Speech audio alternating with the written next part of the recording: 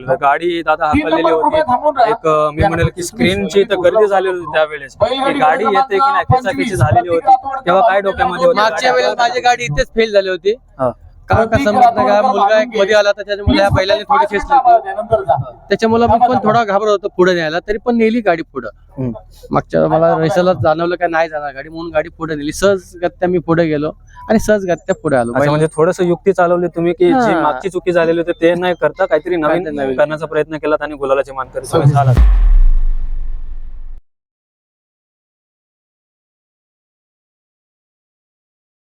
नमस्कार मित्रांनो, स्वागत आहे माझ्या एका नवीन मुलाखतीच्या व्हिडिओ मध्ये. आज देवघर सराई या माध्यमामध्ये सुधीर दादाने अर्थातच मी म्हणेल भव्य दिव्य अशी बैलगाडी शर्यत आयोजित केली होती. या शर्यतीमध्ये मी म्हणेल की एक बक्षिसांचा वर्षावत झालेला होता. जे खालपासून गट असेल फायनल पर्यंत एक आपण म्हणतो ना एक जेवढे पण शेतकरी आहेत त्यांची एक इच्छा असते की कुठेतरी असे मोठं मैदान व्हायला पाहिजे आणि ते अर्थातच मोठं मैदान भरवण्याचं काम दादा आपण केलं. एक प्रत्येक शेतकऱ्याची इच्छा असते ती इच्छा पूर्ण करण्याचा प्रयत्न तुम्ही केला. पण यापेक्षा मोठी गोष्ट म्हणजे दादाची गाडी आज फायनल मध्ये एक नंबरची मानकरी झाली. जी शर्यत तुम्ही आयोजन केलं त्या शर्यतीमध्ये तुम्ही गुलालाची मानकरी झालात तर काय सांगशील? म्हणजे एवढं मोठं शर्यत आयोजन केलं त्या शर्यतीमध्ये स्वतःचीच गाडी गुलालाची मानकरी झाली. मला असं कालच वाटत होतं का माझी गाडी पहिली बसेल असं मला वाटतं. ज्या दिवशी गाडी बसत नाही त्या दिवशी मला वाटतं का आपली गाडी बसणार नाही. म्हणजे काय होतं की कारण की मागे जेव्हा शर्यत झालेली होती आपली साताड मध्ये एक मानाचं मैदान होतं तिथं 3 नंबरची मानकरी तुम्ही झालात. पण डोक्यामध्ये काय होतं की तिथे 3 नंबर आणि ते येऊन 1 नंबरची मागच्या वेळेला माझी गाडी दोन वेळ फेल झाली होती त्याच्यामुळे मला आठवतं काय साताड मध्ये माझा गुलाल बसावा तसं मी मागून जाऊन सातारा मंदात 3 नंबरचा गुलाल घेतला. जर दुसरी तिसरी जर गाडी फिरली असती तर अजून काहीतरी वेगळं घडायला लागलं असतं. पण जितावही सिकंदर मेहनत आहे. सगळे काय फायनल मध्ये सगळेच मेहनती आहेत ना. बरोबर आहे. मेहनतीच्या समोर आपण काहीच नाही म्हणू शकत अर्थात ते बरोबर आहे. एक शर्यतीच्या दृष्टिकोनाने मी प्रश्न विचारेल की एवढी मोठी म्हणेल मी दादा जंगी शर्यत तुम्ही आयोजन केलं तर म्हणजे काय होतं की एवढी मोठी शर्यत आपण आयोजन करण्याचं कारण मी विचारेल? दरवर्षीप्रमाणे माझी जंगी शर्यत मोठीच असते.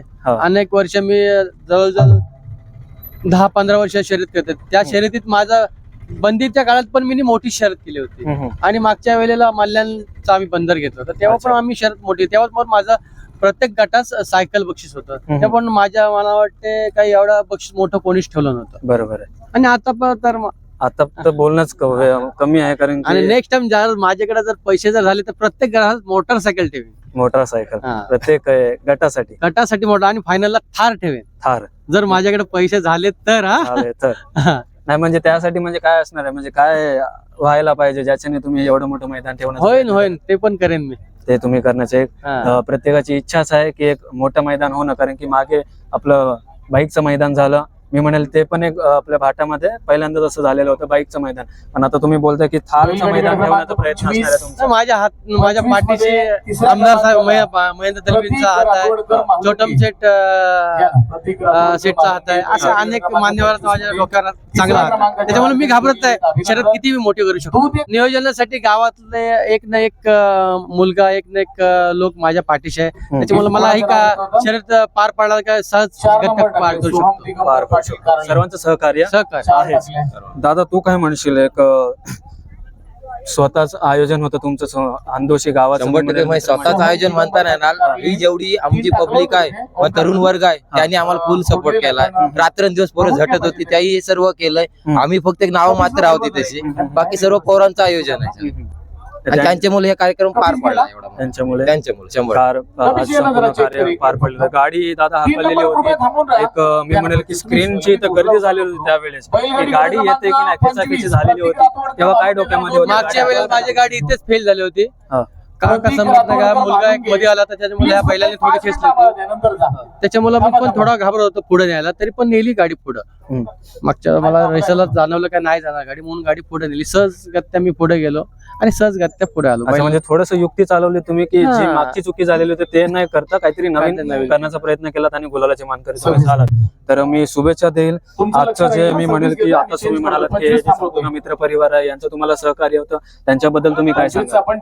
त्यांच्याबद्दल बोलू तेवढं कमीच. 100% त्यांचं आमच्यासाठी खूप मोठं योगदान आहे. सर्व मुलांचं गावातील तरुण वर्ग आहे सर्वांचंच म्हणजे सर्वांचं सहकार्य. आणि गाडीच्या मागे पण यांचं सर्वांचं खूप मोठं योगदान आहे. सर्वांचा आशीर्वाद आहेत म्हणून आम्ही आजपर्यंत इथपर्यंत पोहोचलो.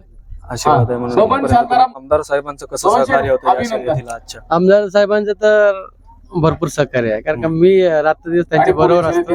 ते माझ्या वडिलांप्रमाणे, त्याच्यामुळे मला काय असं वाटत नाही का ते माझ्यासाठी आमदार आहेत असं. पहिल्या पण मी त्यांच्या बरोबर, आता पण त्यांच्या बरोबर आहे. मध्ये थोडस आमचं राजकारणात थोडस 19-20 होतं, त्याच्यामुळे थोडा एक 10 वर्ष बाहेर गेलो होतो. परत मी तसाच्या तसा परत त्यांच्या जवळ आहे. एक दिलदार व्यक्तिमत्व मी म्हणेल की आमदार साहेबांचं आहे. आणि त्यांनी खूप सुंदर आदेश स्वतः खूप सुंदर नियोजनासाठी सहकार्य तुम्हाला केलं आणि खूप सुंदर असं शर्यत देखील एक सक्सेसफुल आपण म्हणतो तशी पार देखील पडलेली आहे. बैलांबद्दल काय सांगाल? बैलांचं पुढे कसं असणार आहे? कारण की 1 तारखेला आपलं परत 7-8चं मानाचं मैदान आहे. काय रंगदेवता आहे, उद्या काय असेल काय सांगू शकत नाही. जर फ्रेश असतील तर बैल गुलालात राहते. 7-8च्या मैदानामध्ये तयारी त्या प्रकारे 100% तयारी आहे. तयारी 100% असते. शुभेच्छा देतो तुम्हाला त्या मैदानासाठी. कारण की तो मैदानामध्ये गुलाल घेणं म्हणजे आपण म्हणतो ना की वर्ल्ड कप आहे, म्हणजे कठीण पण आहे. बोलतं तेवढं साधं काम नाही आहे ते. त्या मैदानामध्ये गुलाल घेण्यासाठी मी शुभेच्छा देतो तुम्हाला. आणि खूप सुंदर अशी शर्यत तुम्ही ठेवलीत, ती सक्सेसफुलरित्या पार पडली. मी आशा करतो की, आणि जसं तुम्ही आता म्हणालात की येणाऱ्या दिवसामध्ये नक्कीच थारचं मैदान ठेवण्याचा तुमचा प्रयत्न असेल. त्यासाठी मी शुभेच्छा देतो की नक्कीच तुम्ही थारचं मैदान देखील ठेवण्याचा प्रयत्न आहे तो सक्सेसफुल होतात तेव्हा पण देखील पार पडेल. तो खूप सुंदर असा निकाल लागलेला दादाचा. जेवढं मी म्हणेल तेवढं कमी. आणि खूप सुंदर मुलाखत झालेली. मुलाखत इथे संपवतो. Bye, wish you well, bye. चला, थँक्यू. माईकचा आवाज जाम, मी पण